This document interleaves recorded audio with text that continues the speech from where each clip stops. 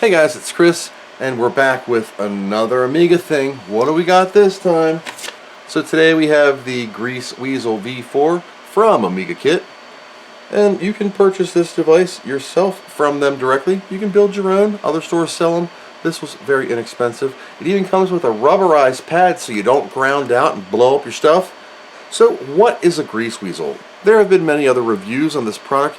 You can search for those on YouTube. Doug did one a few weeks ago, very comprehensive, very in-depth, very clear. But this is my take on it. So this is a Greaseweasel. What the heck's a Greaseweasel? A long time ago there was a similar device that was sold out quickly and kind of disappeared from the scene.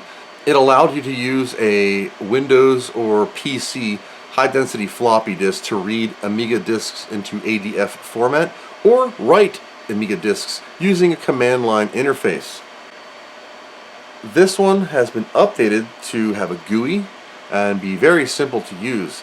There are two types of current ADF PC disk reader writers on the market. That is the Drawbridge from Rob Smith and the Greaseweasel.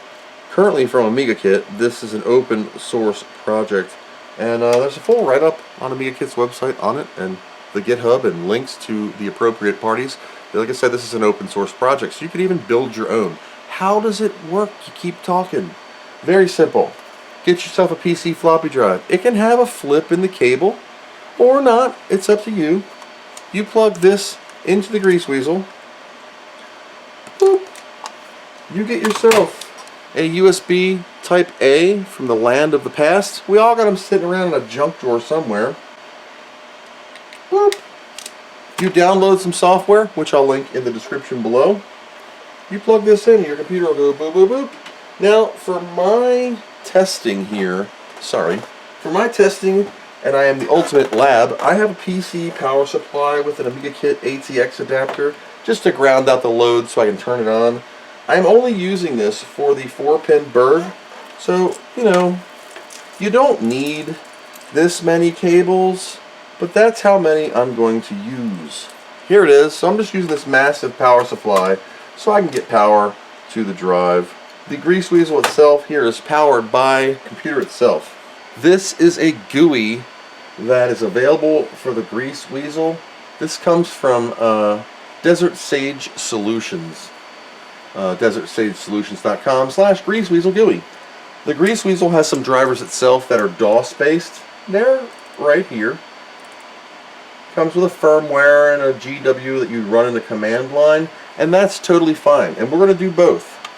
So all I'm going to do here is take a disk from my downloads with virus checker. Right here is an Amiga disk. I'm going to stick this in. On the Greaseweasel software here, I'm going to choose this drop down as ADF. I'm going to call it my disk 1. So I'm going to say launch, and the drive light, where you at, is going to light up and it's going to read the disk. It's clicking in my hand. You can see the Amiga DOS reading track 1010 for both sides of the disk here. I'm just holding this in my hand, and it will go through all 79 to 80 tracks, and you will have an ADF of your file. I have the Amiga 3000 also turned on right here. So we're going to take this disk out. I'm going to read it in the actual Amiga 3000. I'll turn the monitor around so we can all see. And then I'm going to take a blank disk and write the same disk back. So there we go. 100%. Taking this out. I'm going to turn this power supply that's in my lap off. I'm doing this live so we don't have any weirdness. I'm going to turn this monitor just a little bit. We're going DF1 here on the 3000. I don't even know if you can see that very well, but it says QA Demo 3. New move, pictures, and some other stuff. Let me see if I can zoom in on that Amiga screen there. Oh, so this is the contents of that disk. It's old. Welcome to the demo. Oceanic, America, Anim requires 1 meg or more. I don't know. This was out of the Amiga 1000 disk set.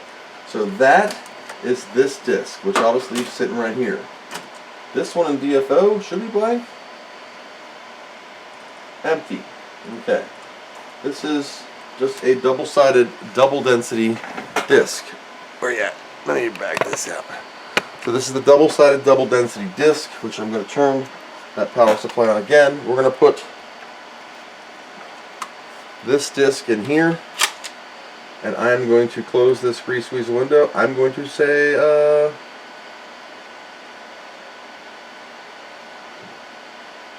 right. I want to write. This is read from disk. Back. And now I'm going to click write to disk. And put this power supply up on the table. Yeah. That way it's easier for me to hold. So just placing this right here, I'll just hold it in my hand. I'm going to say write to disk and say select. And the disk type is going to be ADF. We're going to select the file, and that is my disk 1. And we're going to say launch. I forgot to turn the power supply on. Oh, there it goes. So it is writing disk 0, disk 1. You can see right here. And then what we're going to do after this is completed is I'm going to take this exact disk out, stick it in the Amiga 3000, and see if it matches the original downloads with virus checker that I pulled out of that Amiga 1000 assortment of stuff I never had.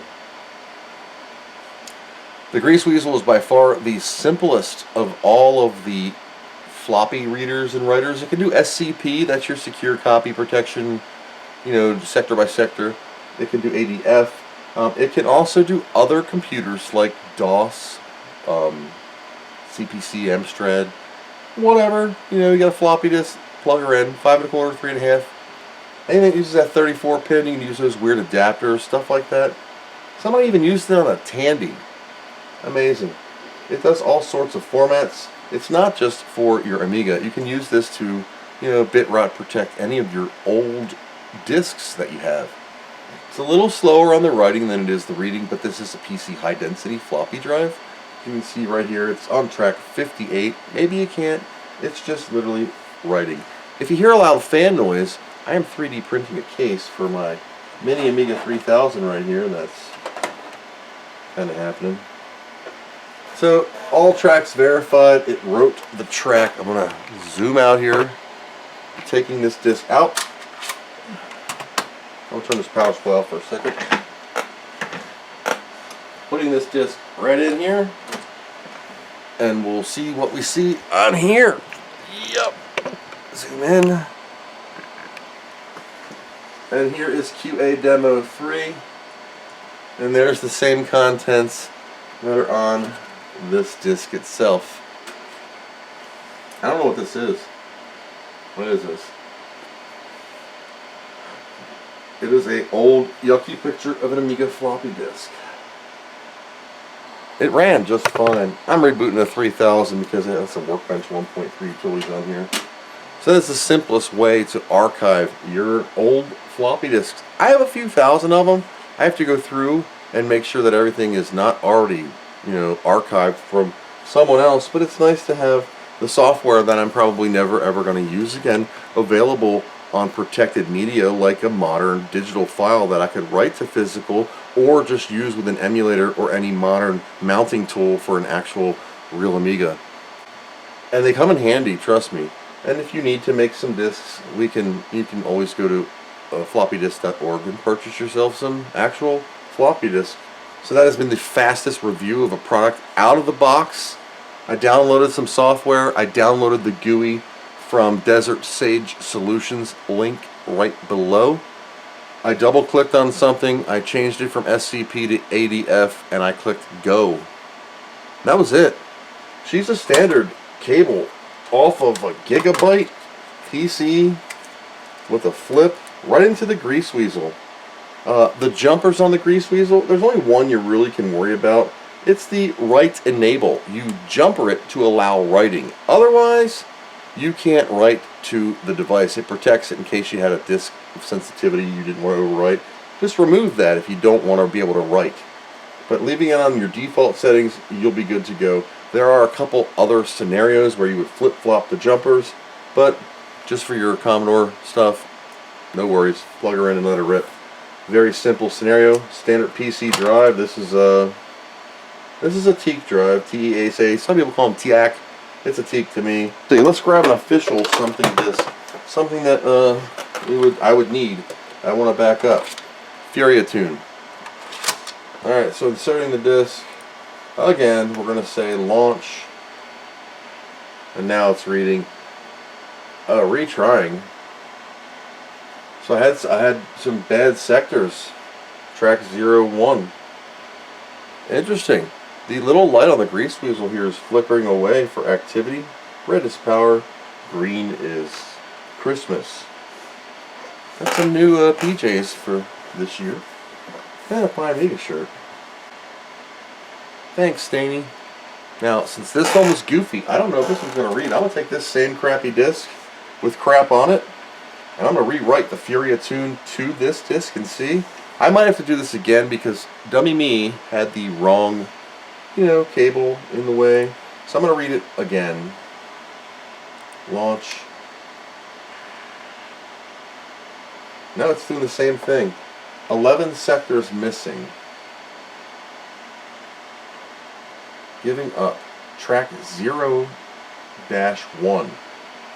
I don't know. Is that disc still good? I didn't check it. You can always try SCP if your ADF format fails. And I apologize about the noise you're hearing in fan mode. That's just the printer right there going off like mad. I moved the printer to put a 3D printer there. The Oki data is now sitting on the floor for the time being.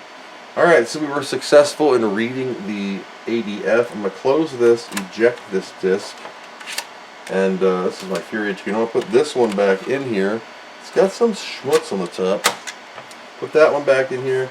Go back to the Desert Sage Solutions thing. And we're going to say back, and we're going to choose write to disk. There's also clean heads, erase disk, update the firmware, all sorts of neat things. Meet the Weasel family. F1, F7, that's kind of neat. Let's just choose write to disk, select, and say select file. And we're going to do Furia tune and launch.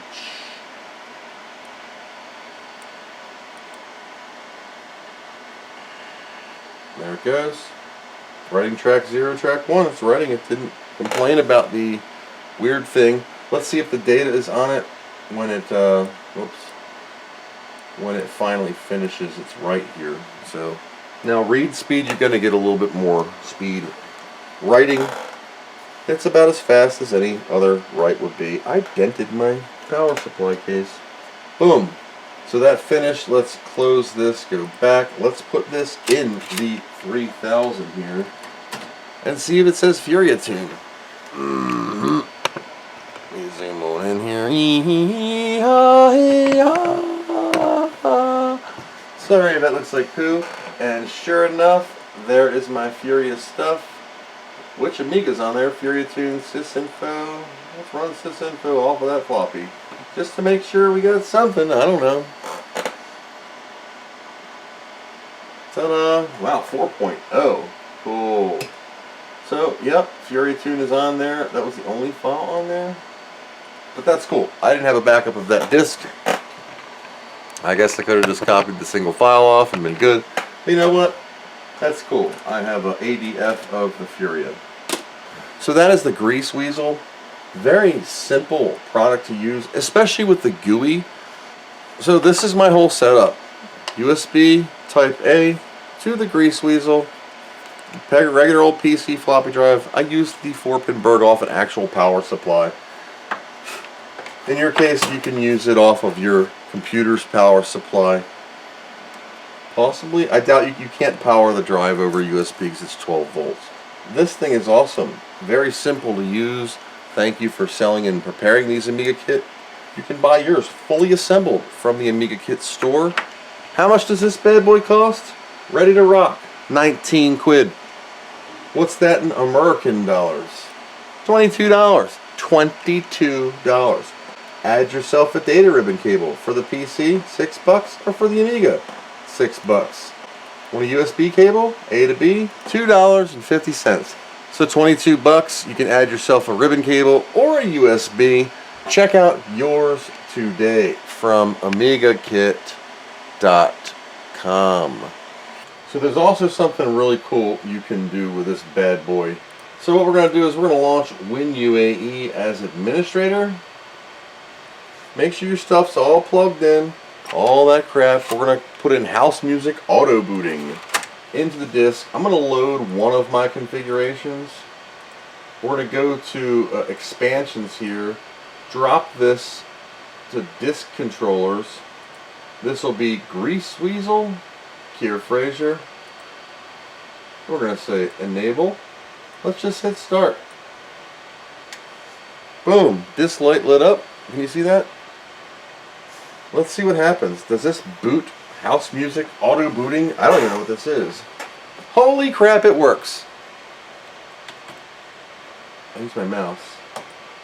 And it plays like there was a dancing person reminding me of the Spaceballs dancer.